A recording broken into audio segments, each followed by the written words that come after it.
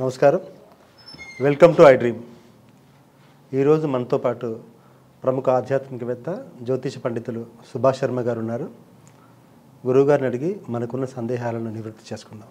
నమస్కారం గురుగారు. శ్రీమాత్రే నమః అండి. గురువుగారు, మామూలు జనరల్గా అందరికీ వచ్చే సామాన్యమైన సందేహం ఏంటంటే, మా ఇంట్లో కొబ్బరికాయ కొట్టడం, పువ్వు వచ్చిందా, అసలు మాకు అదృష్టం, ఇక ఈ దెబ్బతో మనకు తిరిగిపోయిందిరా అని కొంతమంది, అయ్యో కొబ్బరికాయ కొట్టానండి కుళ్ళిపోయింది, ఇప్పుడు ఏం ఆపద జరగబోతుందో అని జనరల్గా అందరికి వచ్చే సందేహం. నిజంగా కొబ్బరికాయతో మన అదృష్టాన్ని ఎంచుకోవచ్చా అని చెప్పండి. తప్పకుండా తెలియజేస్తారండి. ముందుగా ప్రేక్షకులందరికీ శ్రీమాత్రే నమః, శ్రీ గురుభ్యో నమః. జ్ఞాని నామ్నపి చేతాంసి దేవి భగవతి హిస బలాయ కృషమోహాయ మహామాయ ప్రయశ్చతి. కొబ్బరికాయ అన్నదానికి ఏంటి అంటే అర్థం పూర్ణ ఫలము అని అర్థము. ఈ సృష్టిలో టెంకాయలో నీరు ఉన్నటువంటి ఏకైక కాయ టెంకాయ.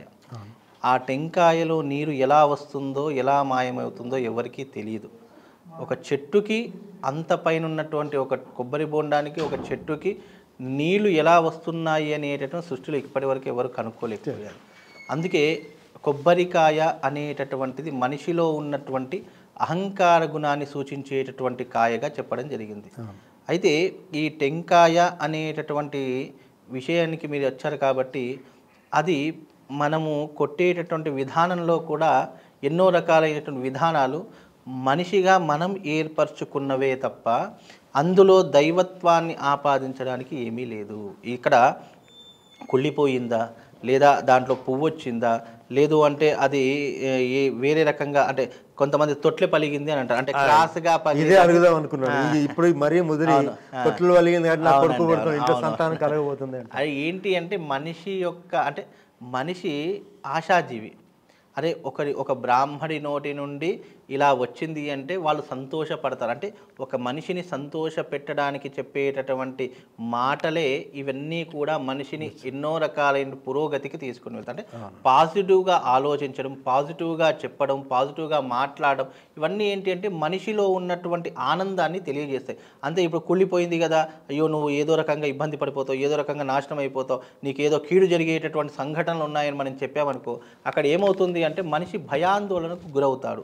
ఒకటి ఫస్ట్ పాయింట్, ఏదో జరిగిపోతుంది అని భయపడి తాను ఏమీ జరగకముందే మనసులో ఒక భయం పెట్టుకుంటాడు. ఏ చిన్న సంఘటన జరిగినా అయ్యో దానికే జరిగింది అని భయాందోళన చెందుతాడు. కాబట్టి దాన్ని కప్పిపుచ్చడానికి చెప్పేటటువంటి మాటలే ఇవన్నీ కూడా. కాకపోతే దైవత్వంలో ఉన్నటువంటిది ఏంటంటే కొబ్బరికాయని మానవ శరీరంతో పోలుస్తారు. ఎందుకు అంటే ఈ కొబ్బరికాయ ఎలాగైతే ఉంటుందో పైన ఉన్నటువంటి ఆ టెంకాయ ఏదైతే ఉంటుందో, గట్టి పదార్థం ఏదైతే ఉంటుందో అది మానవ శరీరము. ఆ తెల్లటి కొబ్బరి తెల్లగా ఉంటుంది కదా, ఆ తెల్లగా ఉన్నటువంటి దాన్ని మన మనస్సుతో పోల్చారు. అలాగే దాంట్లో ఉన్నటువంటి నీటిని మన శరీరంలో ఉన్నటువంటి ఎన్నో జ్ఞానేంద్రియాలకు పోల్చారు. ఇవన్నిటినీ కూడా తెలియజేస్తే మనిషి అహంకారాన్ని వదిలి తెల్లటి మనసు, స్వచ్ఛమైనటువంటి మనసుతో ఉండి జ్ఞానేంద్రియాలను ఎప్పుడూ కూడా కల్మషం లేకుండా ఏకాగ్రతతో చిత్తశుద్ధితో ఆచరించేటటువంటి విధానాన్ని కొబ్బరికాయతో పోల్చారు. కాబట్టి ఆ కొబ్బరికాయ ఇప్పుడు మనం ఆ కొబ్బరికాయ పగిలితే తప్ప అందులో ఎలాంటి పదార్థం వస్తుందో మనకు తెలియదు. అలాగే మన యొక్క శరీరంలో ఉన్నటువంటి అహంకార గుణాన్ని కూడా వదిలితే మనం ఏ రకంగా వృద్ధిలోకి వస్తామో తెలియదు. అందుకే ఈ కొబ్బరికాయ అనేటటువంటి దానికి అర్థం ఏంటంటే మనిషిలో ఉన్నటువంటి అహంకార గుణాన్ని వదిలి స్వచ్ఛమైనటువంటి మనసుతో ప్రతి ఒక్కరిని ప్రేమిస్తూ ప్రతి ఒక్కరిని కూడా గౌరవంతో పలకరిస్తూ ఉండేటటువంటి విషయాన్ని ఈ కొబ్బరికాయతో కొన్ని విధానాలలో పోల్చడం జరిగింది. అందులో టెంకాయ అనేటటువంటిది కోరికలకు చిహ్నంగా చెప్పడం జరిగింది.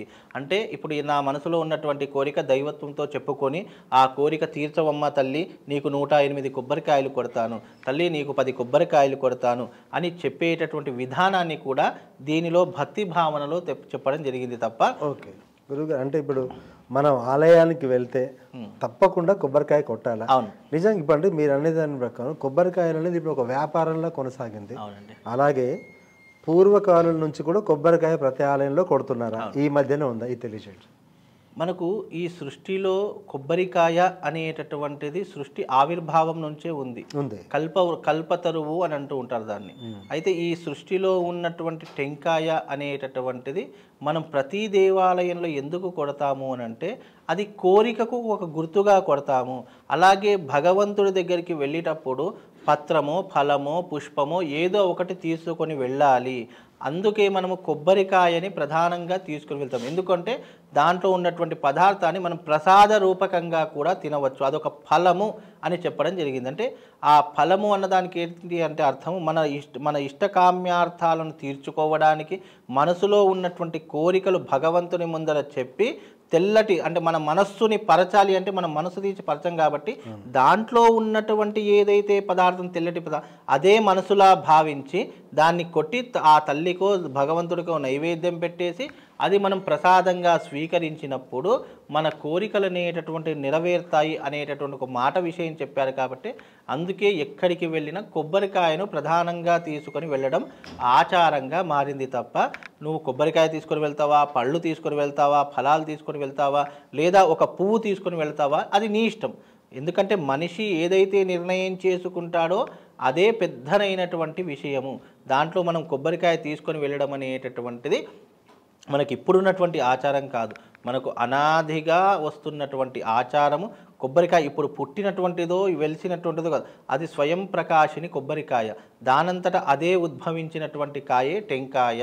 కాబట్టి దానికి ఇప్పుడు కాదు, అనాదిగా ఎన్నో ఏళ్ల నుంచి ఎన్నో యుగాల నుంచి ఉన్నటువంటిదే ఆ కొబ్బరికాయ. దాన్ని తీసుకొని మనం భగవంతుడి ముందర కొట్టినటువంటి విధానమే మనం ఎన్నో రకాలుగా అపోహపడుతాం. అంటే కొబ్బరికి కుళ్ళిపోతే ఏదో ఇబ్బంది జరుగుతుంది, లేదా తొట్లె పలగడం ద్వారా ఏమవుతుంది అంటే నీకు కొడుకో పుడతాడో ఏదో శుభసూచకాలు జరిగే అవకాశం. ఇవి మనం ఏంటి అంటే మనిషి యొక్క సంతోషం కొరకు చెప్పడమే తప్ప అది కుళ్ళిపోయినా నష్టమేం లేదు, మనకు దాంట్లో పువ్వు వచ్చినా మనకు అదృష్టం కలిగేది లేదు. మన జీవితము ఎలా నిర్ణయించాడో అలా భగవంతుడు నిర్ణయిస్తాడు తప్ప అందులో పెద్ద చెప్పుకోదగ్గటువంటి విషయాలంటూ ఏమీ లేవండి. అపోహలు పడకూడదు. ఎందుకంటే ఇప్పుడు మనము ఏదైనా టెంకాయ కొడితే పంతులు కుళ్ళిపోయింది ఏదైనా అలా జరగకుండా ఉంటుందంటే మనం ఒక రెండు మాటలు చెప్తే కానీ మనసు కుదుట పడదు. అంటే మనసు కుదుట పెట్టుకోవడానికి, ఎందుకంటే ఏదైనా మాట ద్వారానే మనిషి యొక్క అనుమానాలు కానీ రోగాలు కానీ తగ్గుతాయి. అలాంటి మాట చెప్పడం అయ్యో ఇది కుళ్ళిపోయింది కాబట్టి భగవంతుడు తినేశాడు, భగవంతుడికి అర్పితమయ్యింది, ఇది ప్రకృతికి అర్పితమైంది కాబట్టి దీంట్లో సందేహపడడానికి ఏం లేదని చెప్పేసి ఒక రెండు మాటలు చెప్పడం ద్వారా మనిషి సంతోషిస్తాడు తప్ప అది ప్రకృతి నుండి మనకు తెలియకుండా ఉద్భవించింది కొబ్బరికాయ. దాంట్లో ఎలాంటి పదార్థం ఉంటుందో మనకు తెలియదు, తెలియకుండా కొడతాము. అది మంచిగా ఉందా భగవంతుడికి అర్పిస్తాం, లేదా ఇంకోటి తీసుకొని కొడతాం అంతే తప్ప దీని గురించి పెద్ద భయపడాలా ఆందోళన చెందాలని ఏమీ లేదండి. పూర్ణఫలమైన కొబ్బరికాయ చాలా చక్కగా వివరించారు సార్. ధన్యవాదాలు. శ్రీమాత్రి.